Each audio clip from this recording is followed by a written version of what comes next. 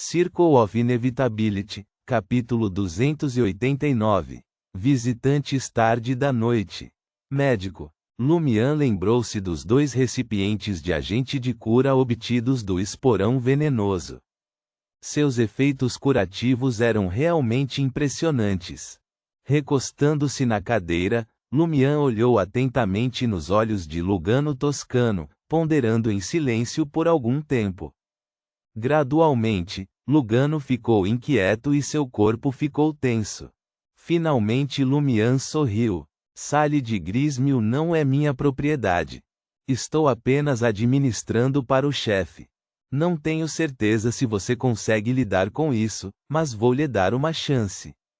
Lugano relaxou visivelmente e sorriu. Chefe, não vou te decepcionar. Lumian levantou a voz para chamar Lui. De agora em diante, você será o representante de Lugano no Grismil. Administrem isso juntos. Isso é real? Mas por que dar a um recruta não testado um posto tão importante? Antes que Lui pudesse reagir, Lumian já havia se virado para Lugano. Você tem 2 meses. Você e seus amigos serão os protetores do salão de dança por enquanto. Pegue uma parte dos lucros. Negocie os detalhes com o gerente. Ele deliberadamente deixou a distribuição de lucros vaga, especialmente sua própria parte. Ele queria ver o que Lugano faria. Obrigado, chefe. A alegria de Lugano era evidente.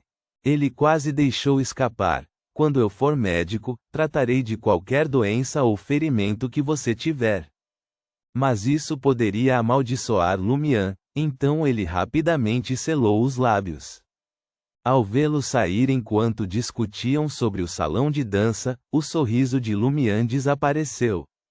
A bajulação e o zelo de Lugano o fizeram suspeitar de segundas intenções, como ele com o Barão Briguinais e o colar de diamantes falsos. Mas Lumian havia intimidado o Barão ao mostrar seu poder e loucura. A chave era provar o valor de explorá-lo. Lugano estava mais focado em bajulação.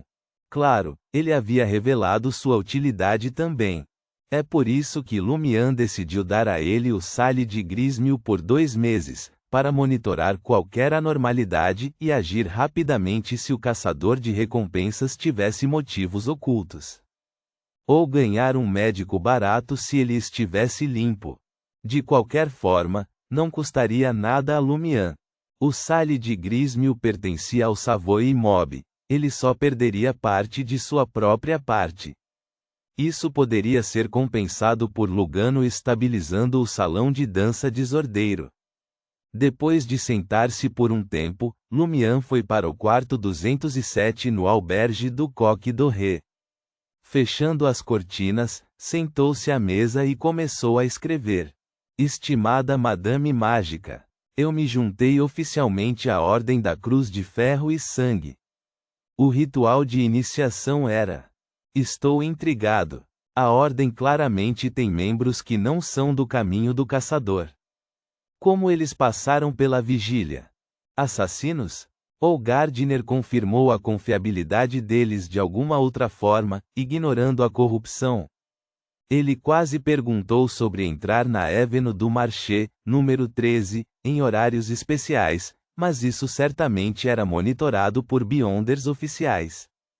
Era improvável que alguém pudesse se aproximar naquele momento.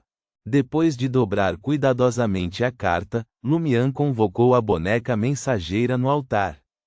Cauteloso, ele perguntou: ainda estou sendo observado? Não, a boneca balançou a cabeça lentamente. Aliviado, Lumian agendou um relatório ao Sr. K. Depois de quase 15 minutos, a Madame Mágica respondeu.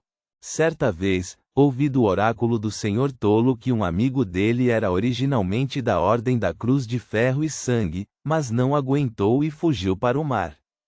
Eu não entendi no começo, mas agora eu entendo, tem sido difícil para você. Não foi tão ruim. Assistir à apresentação deles foi bem interessante, um estudo sobre diversidade humana.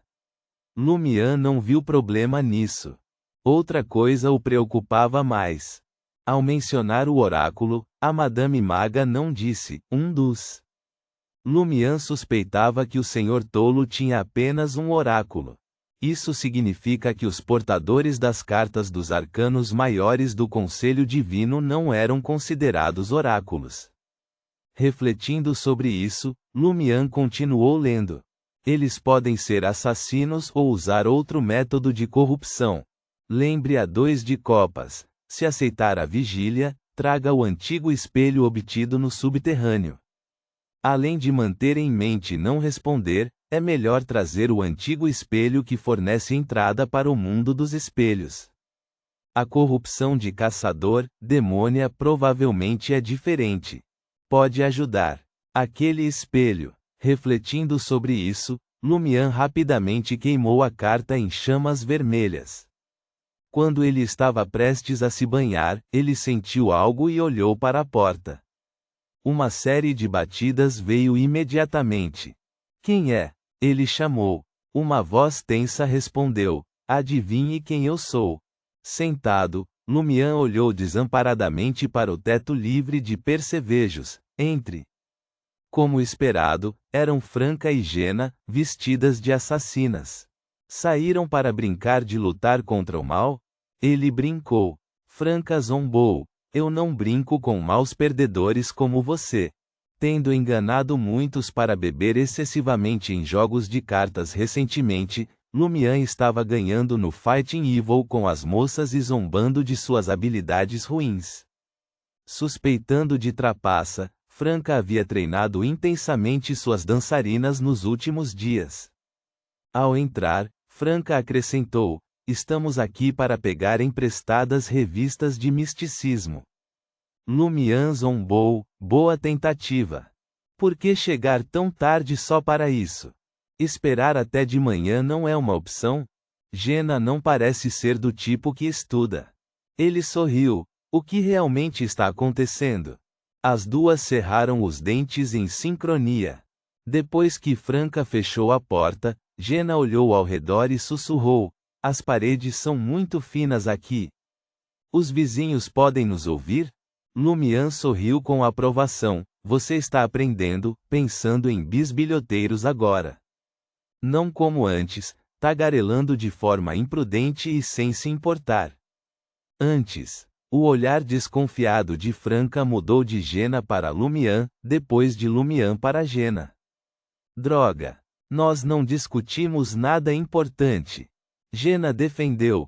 Por que não menciona Charlie? Ele conta segredos imediatamente. Charlie. A carranca de Franca desapareceu. Está tudo bem, todos estão dormindo ou foram embora. É por isso que não o parei. Lumian se levantou, com a adaga ritualística na mão.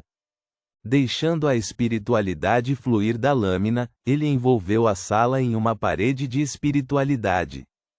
A cantoria e a agitação nas ruas e os ruídos da estalagem instantaneamente ficaram distantes e abafados. Jena ficou espantada. Franca franziu os lábios e disse a Jena: um ritual básico de parede de espiritualidade. Quando você se tornar uma bruxa, você naturalmente o dominará. Nesse ponto, ela não conseguia deixar de imaginar como seria a aparência de Jena como bruxa. As duas moças sentaram-se lado a lado ao lado da cama de Lumian e conversaram sobre o porteiro desaparecido do claustro do Vale Profundo, concentradas nas descobertas da pedreira naquela noite. O que tem lá embaixo? O que devemos fazer? Franca devolveu o sedativo de Lumian. Lumian sorriu para sua companheira que não estava usando botas vermelhas. Você já não tem uma resposta? Com a experiência de Franca, ela certamente já tinha um plano. Franca sorriu sem jeito, só queria saber sua opinião. Minha opinião? Lumian brincou. Entrem furtivamente enquanto o monge estiver fora para ganhar aqueles 20.000 verdor. Jena olhou ao redor cautelosamente. Quer dizer que é muito perigoso investigar mais a fundo?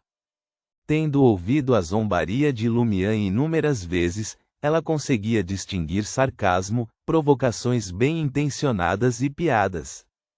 Certo, disse Franca, lembrando do cliente, parece haver um conflito interno no claustro do Vale Profundo, alguém se escondendo, alguém expondo. Intrometer-se no conflito interno de uma igreja ortodoxa é perigoso para qualquer Beyonder. Conflito interno? Jenna ficou assustada. Lumian riu. Um porteiro desaparecido, e uma pessoa aleatória oferece 20.000 para encontrá-lo, mesmo que seja só o cadáver? E o dito cadáver precisa ser levado para o claustro do Vale Profundo. Claramente quer que alguém o veja. Jenna estava quase convencida, mas ainda tinha muitas dúvidas. Mas os membros na caverna parecem muito sinistros para uma igreja ortodoxa. Ponto.